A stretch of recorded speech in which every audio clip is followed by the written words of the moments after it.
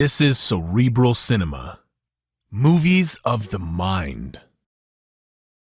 William Gargan stars as Barrie Craig, confidential investigator.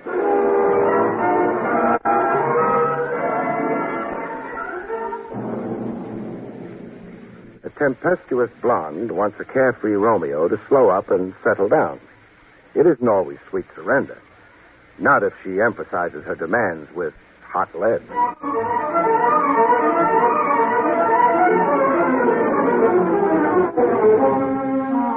The National Broadcasting Company presents William Gargan in another transcribed drama of mystery and adventure with America's #1 detective, Barrie Craig, confidential investigator.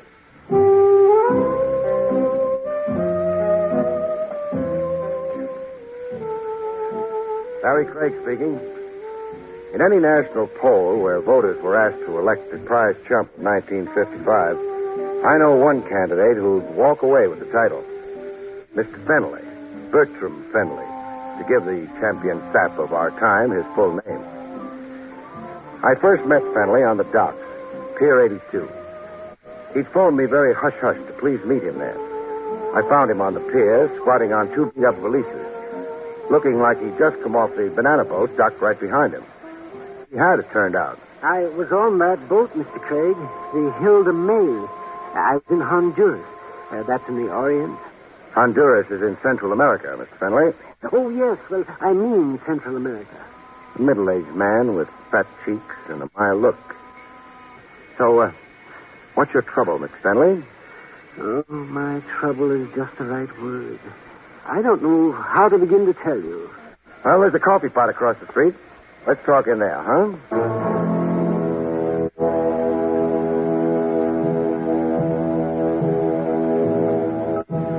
Over rancid coffee and stale donuts, Finley stated his problem. Well, I'll show you all these papers, Mr. Craig. You would like to look them over? The Anzio Calcun Hotel Land Development Corporation. The big print says. That's my employer. I was sent overseas to make diagrams of land space for building modern hotels. Well, I see you did a cost analysis. Oh, yes. That one file of papers in your hand represents 3 months' work. Meaning there are other files of paper? Yes, I've been abroad 3 times now. I've completed reports on Honduras, Siam, the Belgian Congo, and in a little village called Cucasanca. Cucasanca? I never heard of it. Well, nobody has. It doesn't appear on the map. It took me 27 days to find it. Cucasanca is mainly 12 straw huts located 270 miles due east of Rangoon. And your company is scouting it as a modern hotel site? Well, that was my understanding. Now, you've been traveling here and there for how long? 8 months. All expenses paid? Yes. My expenses to date have been $7,000. Why did you contact me to meet you secretly at the dock? Well, in Honduras, I received a telegram. And not to come home, but to proceed on to Borneo. And prepare more papers? Yes. But you hopped aboard a banana boat instead and came home? Yes. You see, I had begun to suspect. Oh, at long last. What else has fired your suspicions? Well, mysterious incidents overseas. Like unexplainable accidents, huh? You almost lost a leg or an arm? Yes, and even my life.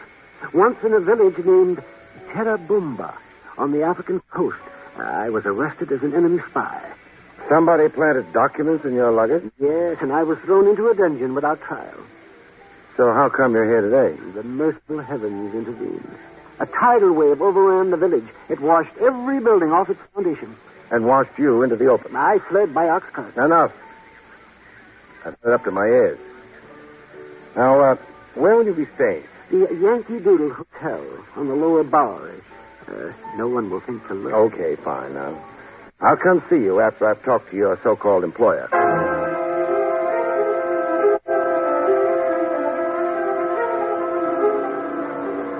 Back outside on the dock street, I got a dramatic insight into just how violent incidents kept dogging poor Finley's footsteps. Crossing over to my jalopy, a black touring car came straight at us. It had curtains drawn like a hearse. The rest of us, it sang a funeral requiem. Shot machine gun. Finley, hit the dirt. We lay on the cobblestones, flatter than a couple of deflated pancakes. 60 seconds after the danger had passed, Finley was still speechless. I could say it was an attempt on your life, Finley. I can't see anybody machine gunning the street just to be naughty. However, come on if we're going.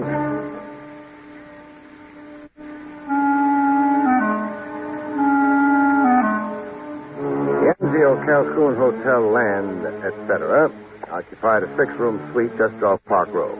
Well furnished, but deserted. No sign of business activity. In the last room of the joint, I found a live tenant.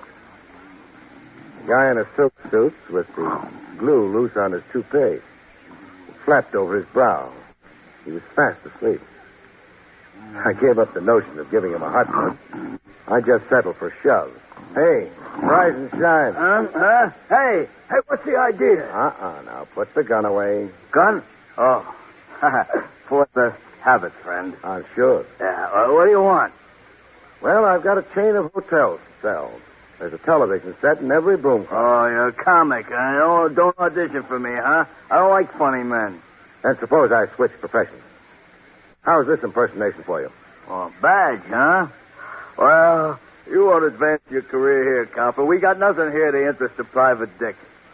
6 rooms, 20 desks, and only 1 telephone. We've been retrenching. So fire Bertram Finley, why don't you? Finley's canned the minute he gets back from the Borneo assignment. But Finley didn't go to Borneo. No? Hey, we wired him to... Hey, how is it you know all about Finley to begin with, huh? It happens I'm representing him. Huh? Finley's here in New York? He is. Well, but that's going against his instructions. You wanted him to keep on wandering. Hey, wandering is his job with Anzio Calcun. That's why he's on the company tab. To prepare reports on hotel sites, huh? Yeah. Now, where in creation to date has your company built a hotel? 1 hotel. Now, look, guy, we're set up legal. We're incorporated. Read that certificate on the wall. We got stock floating. 300,000 shares at $1 a throw. And that's only the first issue. We got big plans. So wipe that grin off your kisser, huh? Just what are the big plans? Hotels in out-of-the-way places and landing strips to every unit. No competition across the street like down in Miami. Now, you know our idea. Sounds screwy. What exactly are Fenley's qualifications for scouting hotel sites for you? Hey, Finley was a big hotel keeper. That's why we put him on for us. Finley has the experience. And now I want to catch a little snooze, huh? One more thing. Your name? It's printed on the door. Cupie Marino. Cupie. Yeah, my old lady stuck me with the name. At the time, I was too little to argue.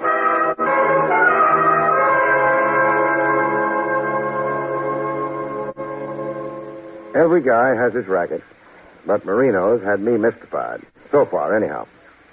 Why anybody would squander $7,000 in travel expenses on a screwball like Finley?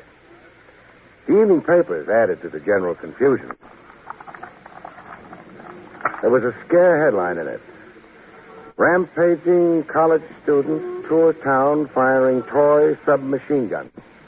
Police threaten harsh measures. College pranksters. That could account for what had looked like an attempt on Fenley's life earlier.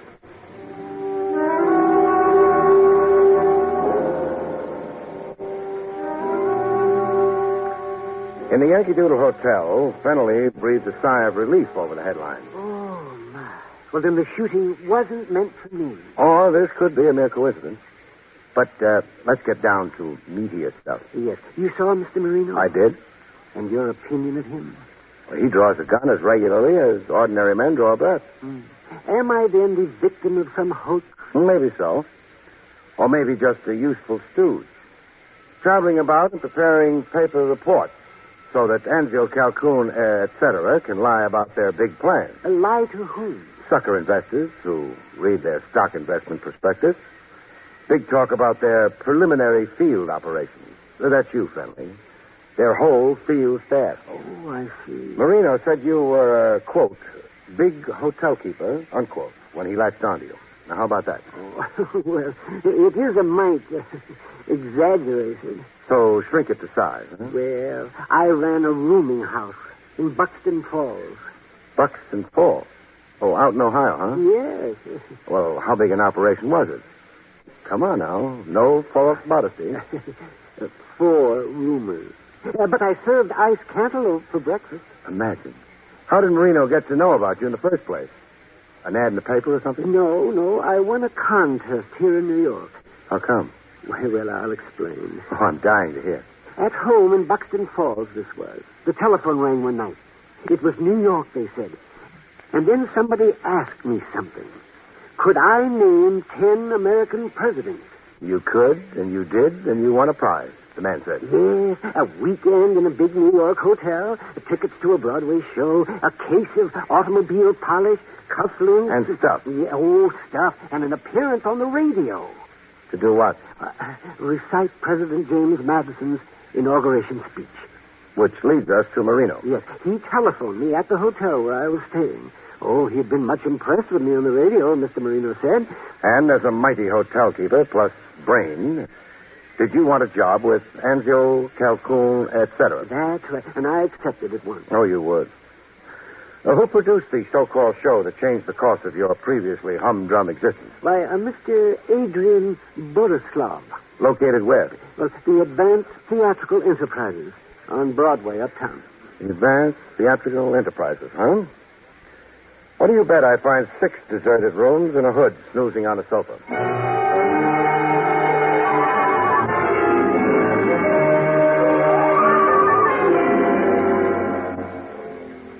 My guess on the Advanced Theatrical Enterprises was only partly correct. There were only 5 offices in this suite, and nobody in them.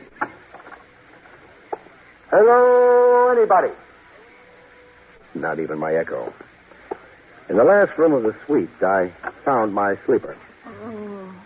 Nick. No hood this time out. A doll. A pretty face. More rouge than mouth. 3 shades of hair and her shoes off. I woke her up gently. Now, rise and shine, gorgeous. Who are you? Barrie Craig, a detective. And you? Margie. I dreamed somebody was... Tickling your feet? Yeah. I was. With this. My pencil. Well, I just returned it. Now, a gent named Borislav. Where do I find it? Ha ha! Did I just crack a joke? I'll say you did. Well, enlighten me. Who doesn't want to find Adrian Borislav? Oh, is that popular? He's that much of a skunk. You sound like you were left holding a bag. Holding it for $500, 10 weeks' salary. You were Borislav's secretary? I was. Now I'm in here every day for a week, just waiting for that creep to show up. Characterize Adrian Borislav for me. With pleasure. He's a petty promoter, a deadbeat. He bought radio time on small stations just to publicize himself as Mr. Big, to attract attention to himself. He ran cheesy little nothing contests. Mind you, they were all on the level. After all, it only amounted to cheap advertising. Well, what was his real pitch here in the actual offices?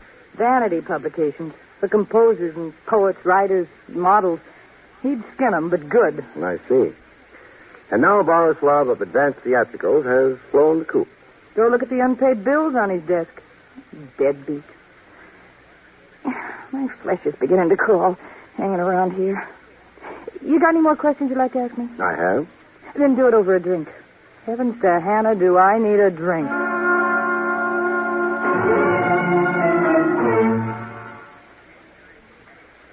When Bright Eyes had lubricated her gullet sufficiently, I got back to the business at hand. Were you with Borislav when a screwball named Bertram Finley rode in from Buxton Falls? Popsy? Popsy? Finley. My nickname for him was Popsy. Sounds affectionate. Oh, I'm crazy about Popsy. I'm more at home in the company of older men. Well, what's wrong with the younger men? Their conceit. How did you people in Advanced Theatrical get Fennelly's name and phone number to begin with? We're out as a hired telephone director. We picked 10 names from each state and put them all in a goldfish bowl. You know, like a raffle. I see. There was nothing ever dishonest about Mr. Borislav's contest. Not the contest. I wonder. You wonder? Say, are you insinuating something? I'll keep it friendly. I'll shut up. Look, be unfriendly. I don't care. You're thinking something. Be a man and come on out with it. You hate me? I practically do already anyhow. So come out with it. All right. I think you were planted in that office, Doll, to sell me a line of bull. Account for Borislav and Absentia. Call him foul names as you did, but steer me away from looking for him. Why, you cheat. Temper. Your job was also to nicely explain Fennelly's original presence here in New York. But I tell you, Pops, he won a contest. Sure, but my guess is the contest was only a device in the first place. A device for what? I'll answer that with a question of my own. What's the tie-up between advanced theatricals and the setup called Anzio Calcun? No answer, huh? Please, don't you dare pay for my drink. I'll treat myself. Don't think the company hasn't been nauseating.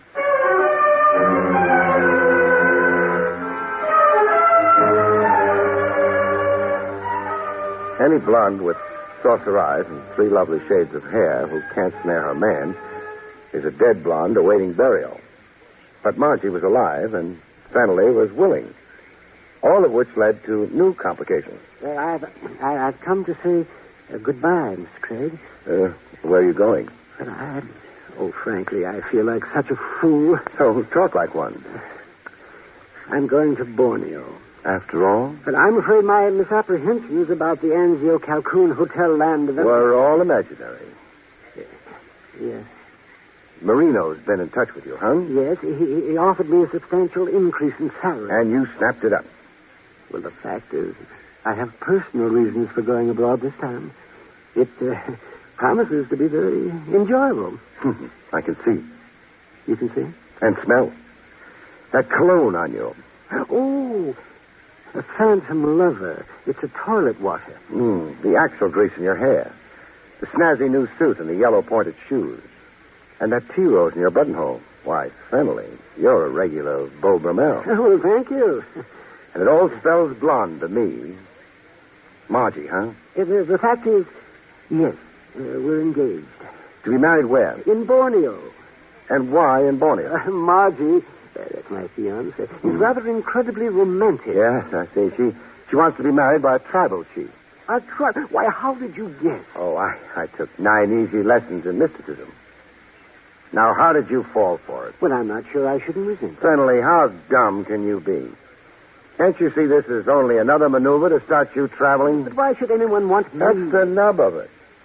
Just why do people look on Bertram Finley as a necessary export? Now, Finley. Yes, Mr. Craig. Call quits on Marino and quit mooning over Margie. Margie's jackassing you.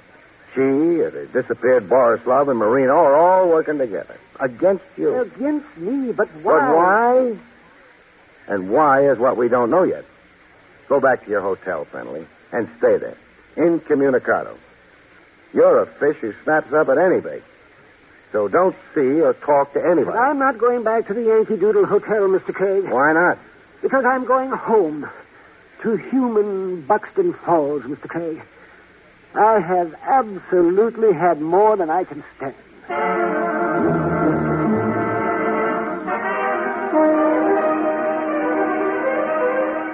But Finley didn't make Buxton Falls as it developed. He got as far as Pennsylvania Station, New York. Then got himself a free ride downtown. In the paddy wagon to the Tombs. Which was where I next found him, in a state of collapse. Oh, for this shameful thing to happen to me. What are you accused of? Theft of a wallet. Did you have the wallet on you? Yes, but... But? But I found it in Pennsylvania Station while waiting for my... It was there. It was right at my feet. Then up came a complainant and a cop. Yes.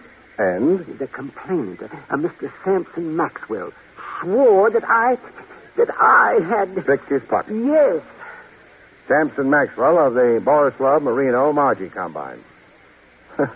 Finally, your middle name is Trouble. Oh, but it's an infamous lie. The tactic of the wallet adds a new wrinkle to the older pattern. Yes, well, I don't understand.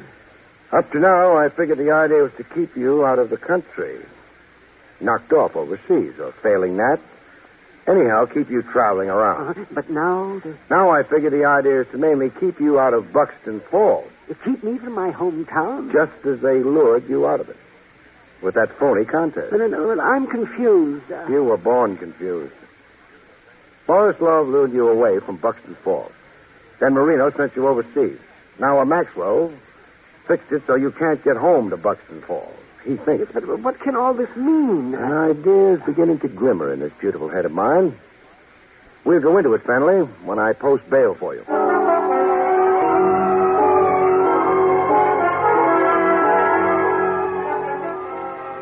I posted bail for Finley. $50 by special courtesy of the DA's office. Then I grabbed Margie from under a hair-drying machine in Madame Zelda's beauty parlor and waltzed her through the streets. At the Times Square out-of-town newsstand, Finley joined us, as prearranged, for a look at the front page of the Buxton Falls Bugle. Murder trial nearing close. Why, there's a murder trial going on back home. Defense faces case on alibi for New York mobster Stitch Latimer.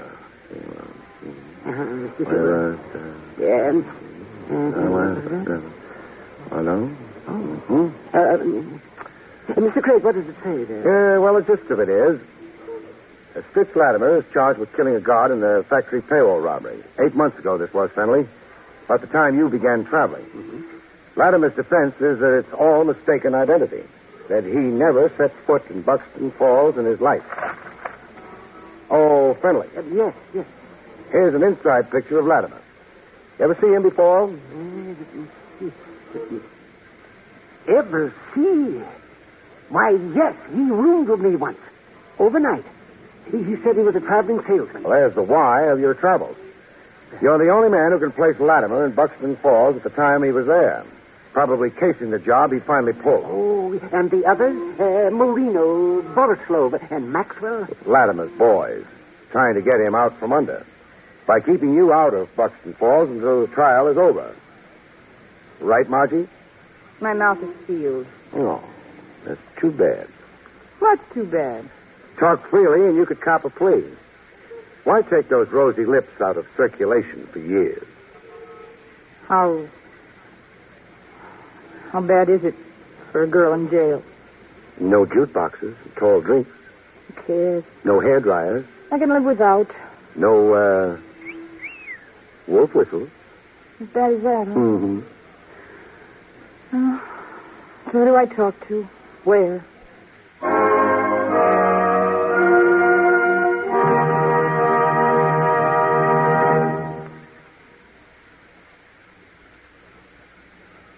You have been listening to William Gargan in another exciting transcribed mystery drama from the adventures of Barrie Craig, confidential investigator.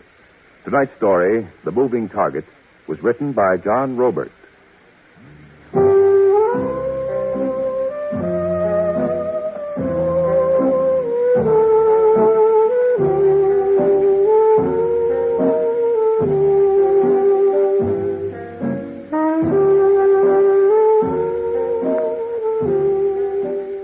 Next week, it's the strange story, Hour of Reckoning, about which Barrie Craig has this to say. In Hour of Reckoning, a manicurist and a playboy find the rocky road to romance is a dead-end street when a certain ill-wisher contributes a corpse to the bride's trousseau.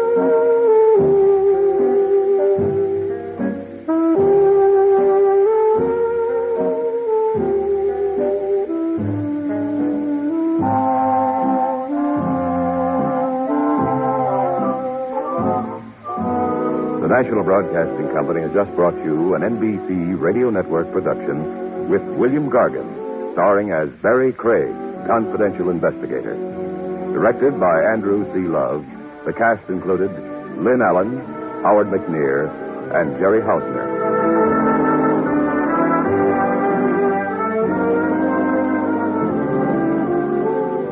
Join Groucho Marx for You Bet Your Life tonight on the NBC Radio Network.